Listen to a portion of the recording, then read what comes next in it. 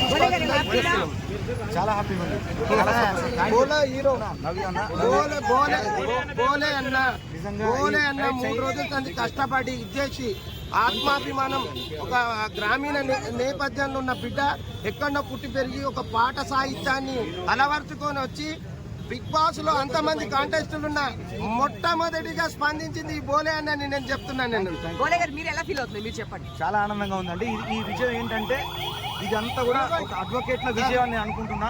నేను ముందుబడి చేసినా కానీ వీళ్ళు నాకు ఇంత సహకారం చేయడం అనేది నేను చాలా